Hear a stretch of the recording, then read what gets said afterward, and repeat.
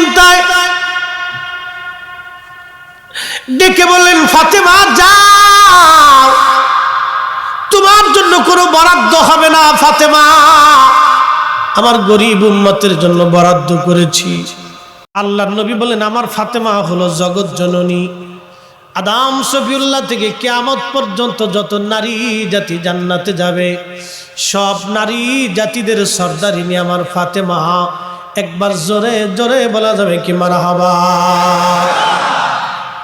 ও মা বোনেরা শুনিয়া যান, এই ফাতেমার ঘরের মধ্যে কি ছিল জানেননি? তার একটা বালিশ ছিল, খেজুর গাছের যে ছাল আছে, ছাল সোবলা, এই সোবলাগুলি উঠি ওই বালিশের মধ্যে ভরে চামড়া দিয়ে বালিশ বানানো হয়েছিল। চামড়ার বালিশের মধ্যে খেজুর গাছের ছাল ভরে দিয়ে হযরত ফাতেমা রাদিয়াল্লাহু আনহা সারা জীবন কাটায় দিয়েছিল।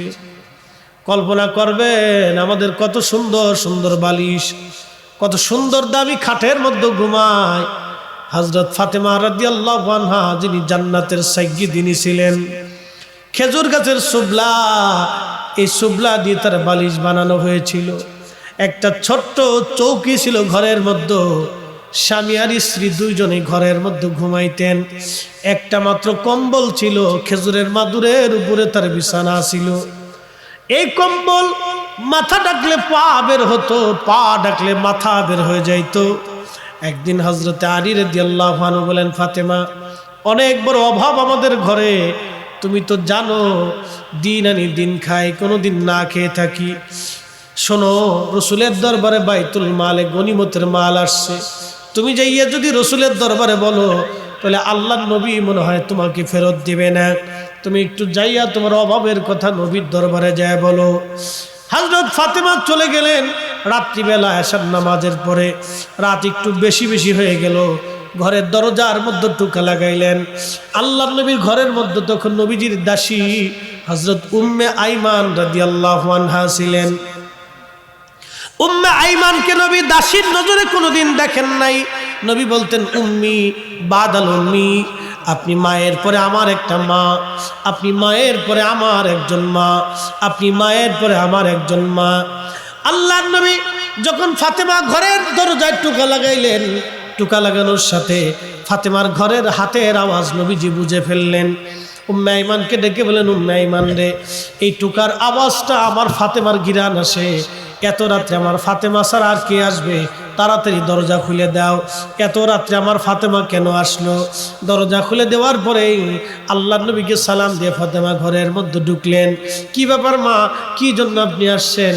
বলি, ইয়া রাসূলুল্লাহ, আমি শুনছি আপনার কাছে গনিমতের মাল আসছে। নবী গো, আপনি তো জানেন আপনি আমাকে হযরত আলীর সাথে বিয়ে দিয়েছেন, আলী তো গরিব মানুষ। হুজুর, আমার দিন আনি দিন খাই, বড় কষ্টের মধ্যে সংসার চলে, কিছু গনিমতের মাল থেকে কি আমার জন্য বন্টন কিছু করা যাবে? আল্লাহর নবী ডাক দিয়ে বলেন, ফাতেমারে যাও, তোমার জন্য কোনো কিছু বরাদ্দ হবে না। এই সব গনিমতের মালগুলি আমি গরিব উম্মতের জন্য বরাদ্দ করে দিয়েছি। একটু চিন্তা করেন তো, একটু ভাবেন তো, রাসূল আমাদেরকে কতটা ভালোবাসতেন।